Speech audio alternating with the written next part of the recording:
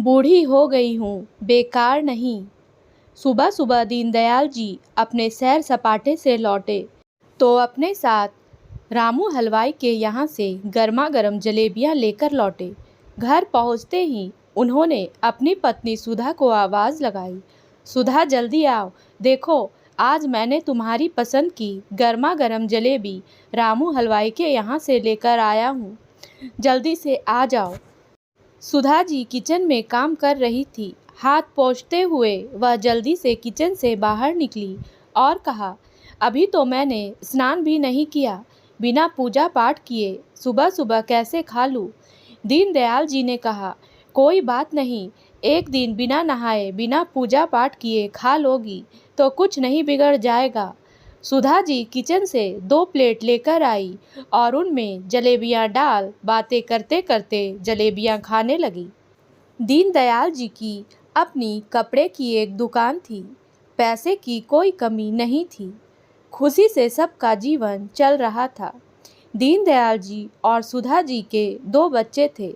बड़ी बेटी जया, जिसकी शादी हो चुकी थी और वह अपने पति और बच्चों के साथ अमेरिका में रहती थी।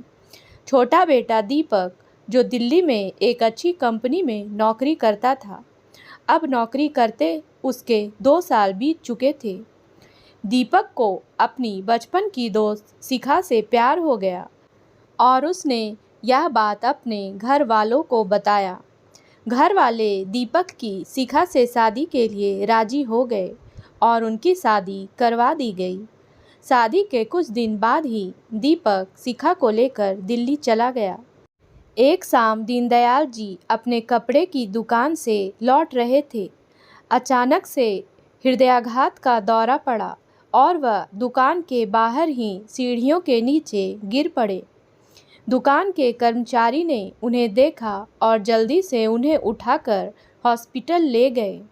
अभी हॉस्पिटल पहुंचने ही वाले थे कि रास्ते में ही उनकी मौत हो गई। सुधा जी को कुछ समझ में नहीं आया, आखिर अचानक उन्हें क्या हो गया। उनकी तो दुनिया ही लुट गई। कई दिनों तक ऐसे ही सुधा जी कमरे में बंद रहती। दोनों बच्चे भी 13वीं के बाद ही अपने अपने शहर लौट चुके थे। बेटी ने उन्हें साथ चलने को भी कहा, पर वह उनके साथ नहीं गई। दुकान की भी हालत अब बहुत खराब हो चुकी थी, इसलिए सुधा जी ने दुकान में ताला लगवा दिया। जब सुधा जी ने यह बात अपने बेटे को बताई तो बेटे ने कहा, माँ, हम किस दिन के लिए हैं? मैं आपको लेने आ रहा हूँ, आप तैयार रहना। अब हम साथ ही रहेंगे। 2 दिन बाद बेटा सुधा जी को लेने आया और उन्हें अपने साथ दिल्ली लेकर चला गया। सीढ़ियों के नीचे जहाँ ज़्यादातर लोग कबाड़ के लिए जगह बनाते हैं, बहू शिखा ने वहीं पर एक छोटी सी खाट लगाकर अपनी सास को सोने के लिए कह दिया। जहाँ सुबह के वक्त भी अंधेरा होता था। अंधेरे की वजह से वहाँ मच्छर भी बहुत ज़्यादा होते थे। मच्छरों की वजह से सुधा जी को रात भर नींद नहीं आती। मच्छरों से परेशान अपने बेटे के कमरे से निकलने का इंतज़ार करने लगी। जैसे ही कमरे से उनका बेटा बाहर निकला, सुधा जी बोली, बेटा, यहाँ दिन के समय भी अंधेरा रहता है। पूरी रात मच्छर मुझे सोने नहीं देते। अगर कोई पुरानी मच्छरदानी है तो मुझे दे दो। बेटा बुरी तरह चीखता हुआ बोला, सुबह हुई नहीं कि आपकी फरमाइशें शुरू हो गई। सुबह सुबह टोका टोकी शुरू कर देती हो। बाबूजी दुकान पर जाते थे तब भी आप यही करती थी। उनका भला सोचती थी और मेरा नुकसान। कैसी माँ हो। सुधा जी बोली, नहीं बेटा, मैं तो ऐसा सपने में भी नहीं सोचती कि तुम्हारा कभी नुकसान हो। जीवन का सबसे बड़ा नुकसान सह लिया, अब कोई और नुकसान सहने की ताकत नहीं है। और मैं अभी नहीं बोलूँ तो कब बोलूँ? तुम तो मिलते ही नहीं। शाम को तुम थके हारे आते हो, इसलिए कुछ कहती नहीं। गलती हो गई बेटा, आगे से ध्यान रखूंगी। इतना कहते हुए सुधा जी की आंखें भर आई। कुछ दिन बाद शिखा हर चीज़ में सुधा जी को टोक टाक करने लगी। शिखा प्रेग्नेंट थी। प्रेगनेंसी का बहाना बना खुद सोई रहती और सारा काम सुधा जी पर छोड़ देती। तो कभी सुधा जी के कामों में कमियां निकाल कर लड़ने लगती।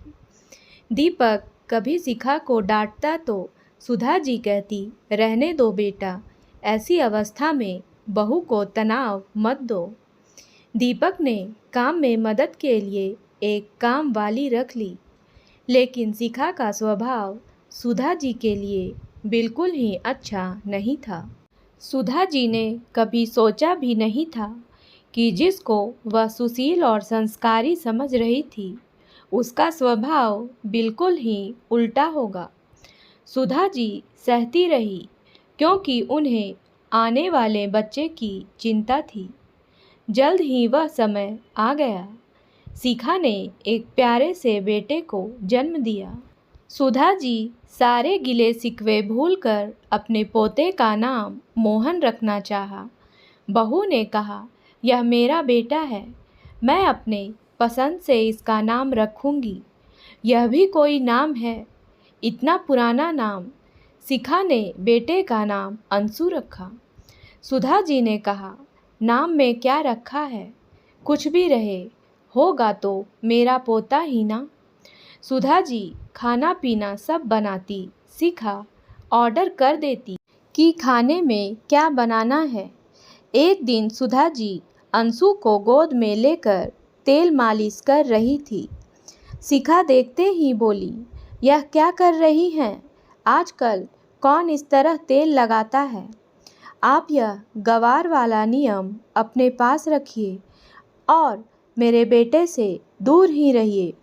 गंदे हाथों से इसे गोद में मत उठाइए, बीमार पड़ जाएगा।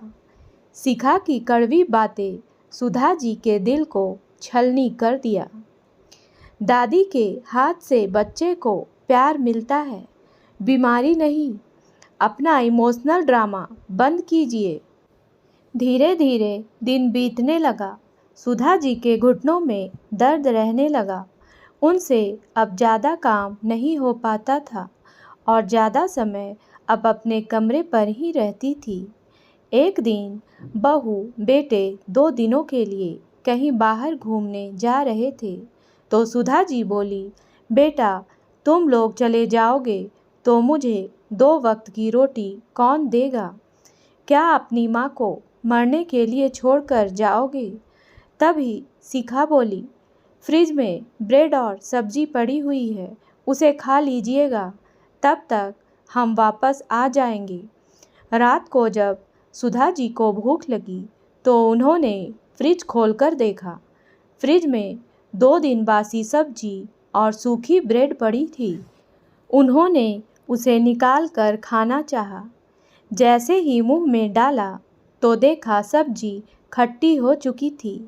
ब्रेड भी फ्रिज में रखे रखे कड़क हो गई थी। तो उन्होंने पानी में ब्रेड को डुबा डुबा कर खाना शुरू किया। एक दिन अचानक उनकी बेटी जो विदेश में रहती थी अपने माँ को सरप्राइज़ देने आई तो खुद ही हैरान रह गई। माँ को ऐसे पानी में ब्रेड डुबाकर खाते देखा तो उसके आँखों से आंसू बहने लगे। सुधा जी ने जया को सारी बात बताई। फिर जया ने कहा, आपने मुझे पहले क्यों नहीं बताया? क्या बताती बेटी, तुम्हें बताकर भी क्या फ़ायदा? तुम इतनी दूर से तो आ नहीं सकती। माँ, मैंने कितनी बार आपसे कहा कि आप मेरे साथ वहीं आकर रहिए, पर आपने कहा कि नहीं, आप यहाँ ठीक हैं। उनकी बेटी ने उनके लिए जल्दी जल्दी खाना बनाया और अपनी माँ को आज भर पेट खाना खिलाया। तभी जया की नज़र दरवाजे पर खड़े बेटा बहू पर पड़ी। उन्होंने जैसे ही अपनी बहन को अपनी माँ के पास बैठे देखा, दीपक झट से अपनी बहन के पास आकर बोला, अरे अरे दीदी, कब आई? हमें कह दिया होता हम एयरपोर्ट पर लेने आ जाते। जया बोली, मैं तो माँ से मिलने आई थी। अच्छा हुआ बता कर नहीं आई, वरना तुम लोगों के असली चेहरे देखने को कैसे मिलते। तुम लोगों को शर्म नहीं आई? तुम लोगों ने मेरे पीछे माँ का यह हाल कर दिया। माँ को रहने के लिए एक कमरा तक नसीब नहीं हो रहा। यह मत भूलो कि यह घर भी पिताजी ने ही लिया था और अभी भी यह घर पिताजी के नाम पर ही है, जिस पर अब माँ का अधिकार है। सुधा जी बोली, बेटा, मैं तो इसे अपना घर समझकर आई थी, लेकिन यहाँ मुझे अपमान के सिवा कुछ नहीं मिला। यहाँ तक कि अपने पोते को भी खिलाने के लिए तरस गई। बेटा, मैं बूढ़ी हूँ, बेकार नहीं। मैं अपने घर वापस जाकर अपनी ज़िंदगी नए सिरे से शुरू करूँगी।